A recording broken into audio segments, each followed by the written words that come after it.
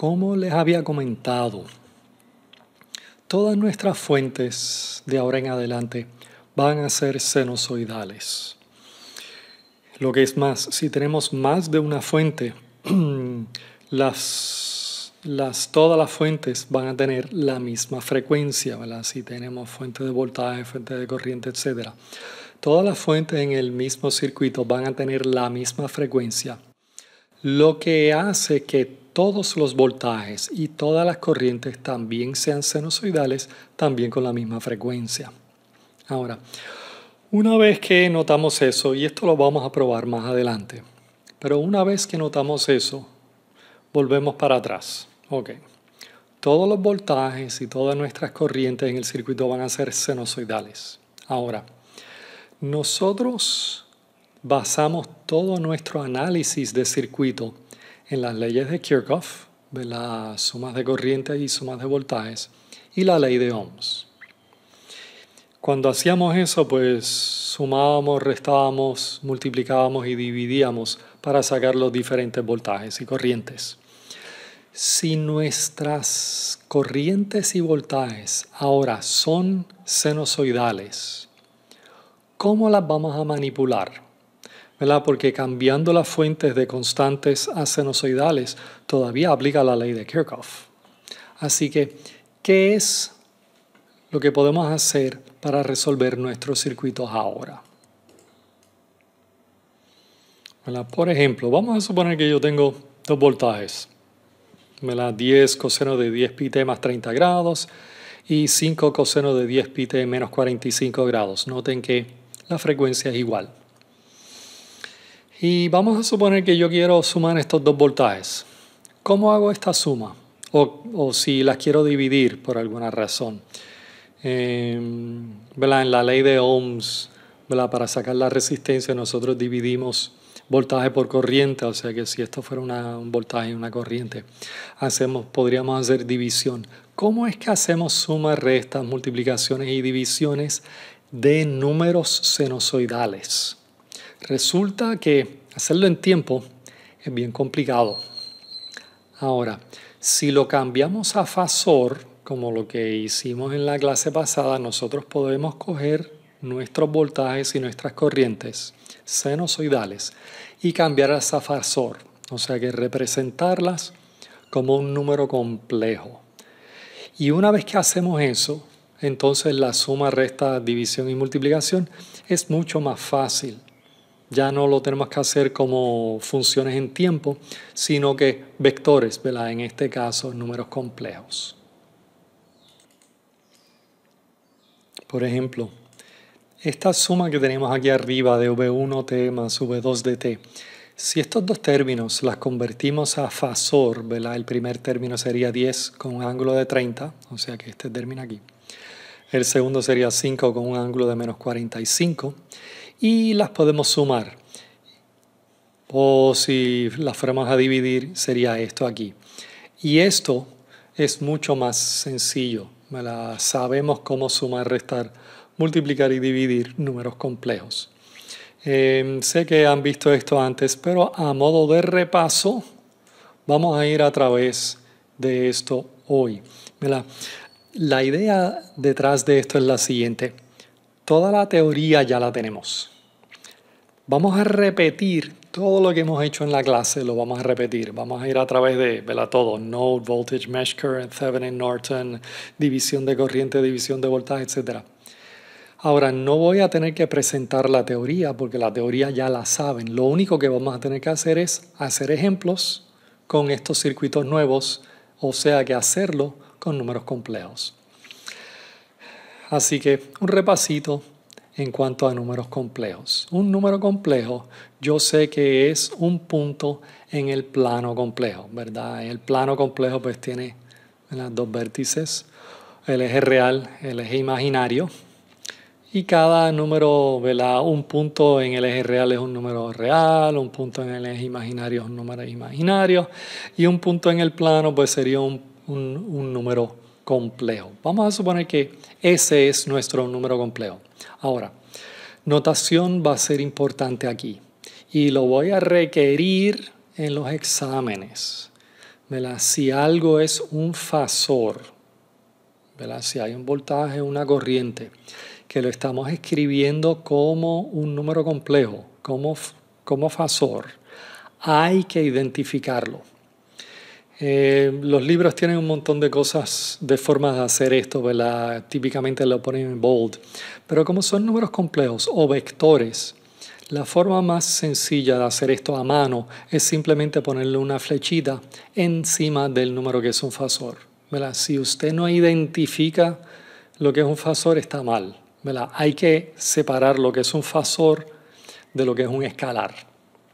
¿Okay? Así que tal vez usando la gráfica es la forma más fácil de ver esto. Tengo un número complejo. Lo puedo representar o lo puedo escribir de dos formas, ¿verdad? Lo puedo escribir de forma rectangular o lo puedo escribir de forma polar. Forma rectangular, ¿verdad? Si este número complejo, pues va a tener una parte real, va a tener una parte imaginaria. Y forma rectangular es simplemente la parte real más j, la parte imaginaria.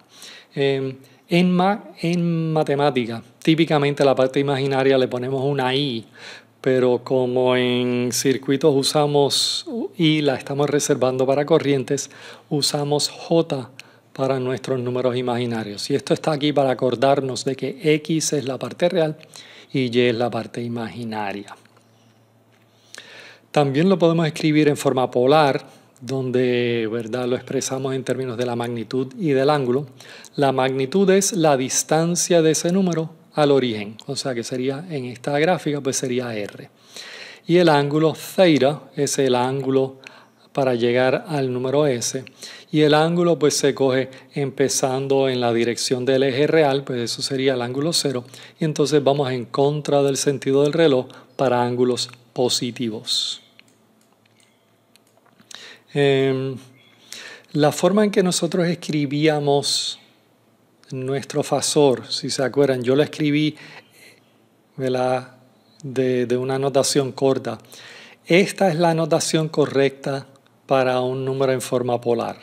Nosotros, pues, para no tener que escribir esto, porque la E y la J siempre son iguales, lo escribimos así, donde R es la magnitud y θ es el ángulo. Ahora, algunas de las operaciones las vamos a hacer en forma rectangular, otras de las operaciones las vamos a hacer en forma polar, así que vamos a tener que cambiar entre estas dos representaciones. ¿Verdad? Podemos cambiar entre rectangular y polar sin ningún problema. Las ecuaciones están aquí y esto es simplemente trigonometría, ¿verdad? Si yo tengo R y θ y quiero sacar X y Y, pues puedo usar el triángulo que aparece aquí, ¿verdad? Esto es un triángulo con un ángulo de 90 grados. Así que X sería R por el coseno de θ. Y sería este lado del triángulo, así que sería R por el seno de θ, como aparece aquí. Y si fuéramos en la otra dirección, si tenemos X y Y queremos sacar R y θ, ¿verdad? Lo mismo, ¿verdad? X y Y serían las dos patitas de nuestro triángulo, R sería la hipotenusa, ¿verdad? Así que sería R sería la raíz cuadrada de X al cuadrado más Y al cuadrado. Y entonces este ángulo aquí, como X es el lado adyacente, Y es el lado opuesto del triángulo, pues sería la tangente inversa de Y entre X. ¿Preguntas? ¿Comentarios? Ahora, vamos a suponer, ¿verdad?, que tenemos dos números, ¿verdad?, dos números complejos, vamos a llamarlas V1 y V2, identificadas como números complejos, que la podemos escribir como forma rectangular o forma polar. Si queremos sumar o restar, esto siempre lo queremos hacer en forma rectangular, ¿verdad? Si yo tengo dos números y las quiero sumar, las quiero poner en forma rectangular para hacer esto. Así que si estoy sumando V1 y V2, pues esto sería V1, esto sería V2. Y lo que hacemos es simplemente sumamos partes reales y sumamos partes imaginarias. Así que, por ejemplo, si yo tengo estos dos números aquí, la suma de estos dos números pues sería 7 sería la parte real, 3 más negativo 2 sería 1 para la parte imaginaria. Para la resta es la misma cosa, pero en vez de sumar, restamos. Pero aquí arriba, en vez de sumar, restamos. Así que sería 5 menos 2, que nos daría 3, y 3 menos negativo 2, que nos daría 5. Para multiplicar y dividir, es más fácil hacerlo en forma polar, aunque se puede hacer sin mucho problema en forma rectangular también. Yo lo voy a hacer de ambas formas en la clase o aquí en los videos. Pero en forma polar es más sencillo. Si yo quiero multiplicar dos números, ¿verdad? Yo quiero multiplicar esto por esto, va a ser más fácil ver cuál es el procedimiento si lo escribimos correctamente, ¿verdad? Así que esto lo vamos a escribir así. Y lo mismo para V2, lo escribimos con la E y la J. Y ahora estoy simplemente multiplicando números. Aquí yo tengo 1, 2, 3, 4 términos. Así que sería, ¿verdad?, la multiplicación de los 4 términos. Lo único que notamos es que hay dos exponenciales multiplicadas. Y yo sé que cuando multiplico exponenciales lo que puedo hacer es sumar los exponentes. Así que yo puedo unir estos dos términos en uno sumando los exponentes. Así que lo que me quedaría si yo escribo esto en nuestra notación corta, pues esta sería la nueva magnitud y esto sería el nuevo ángulo. Así que cuando tengo dos números en forma polar que quiero multiplicar, pues multiplico las magnitudes y sumo los ángulos. Hacemos algo bien similar para dividir, ¿verdad? Cuando hago la división, pues sería esto, y si lo escribimos correctamente sería esto. Podemos ver que esta sería la magnitud. Ahora, yo puedo subir esto, ¿verdad? Puedo cambiar el signo del exponente y subir la segunda exponencial. Y claro, aquí ya que están multiplicadas las puedo sumar, o sea que me daría Ceira 1 menos Ceira 2 para el ángulo. Así que cuando hacemos la división, dividimos magnitudes y restamos ángulos. Sería el ángulo del numerador menos el ángulo del denominador. Si le ponemos números a esto, ¿verdad? Si yo quiero multiplicar estos dos números sería 3 por 2 sería 6, 60 más 20 sería 80. Y la división sería 3 dividido entre 2 para la magnitud y 60 menos 20 o 40 grados para el ángulo de la división.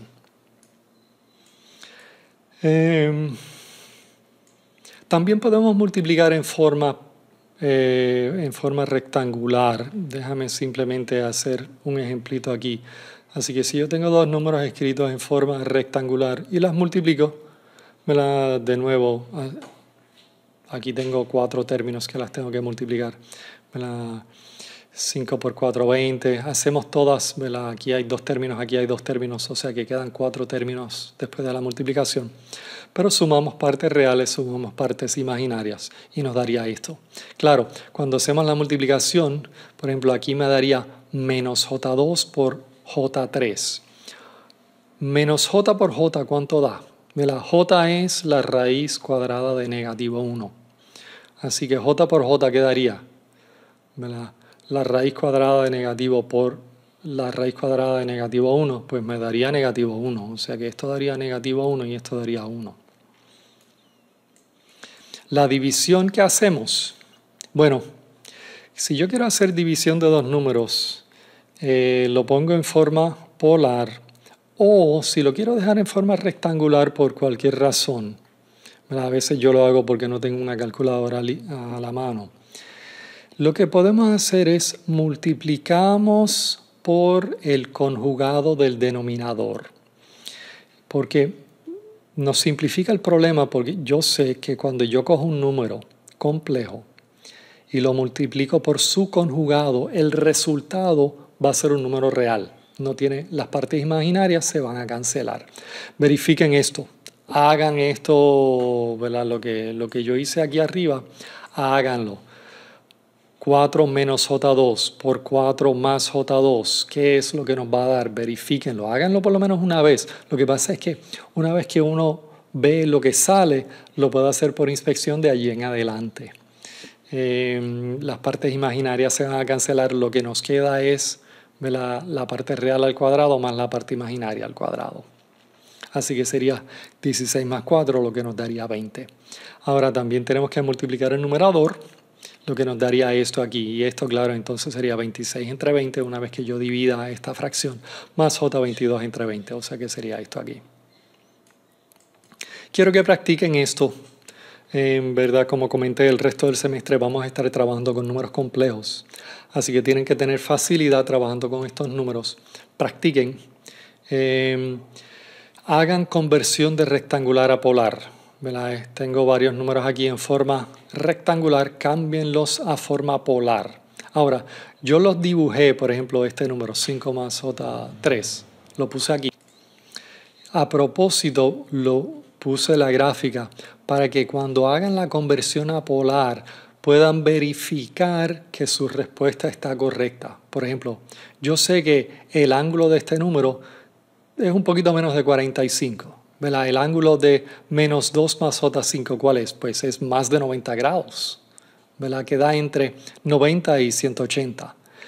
Menos 2 menos J5, pues sé que queda aquí abajo, pues el ángulo estaría entre 180 y 270, o si ponemos ángulos negativos, estaría entre menos 90 y menos 180. Y este número aquí, pues estaría entre 0 y menos 90. Verifíquenlo. Cuando saquen los números, si la calculadora de ustedes no les da la respuesta correcta, lo está haciendo mal. Hay calculadoras que hacen esto incorrectamente. Verifiquen que el suyo o saben lo que hace su calculadora para que no hagan los errores en los problemas. Y también cambien de polar a rectangular, ¿verdad? Estos 4 números, escríbanlos en forma rectangular. Y por último, déjame definir A, B, C y D como estos 4 números. Y quiero que suman, resten, dividen y multipliquen estos números como práctica. Como de costumbre, cualquier pregunta me dejan saber.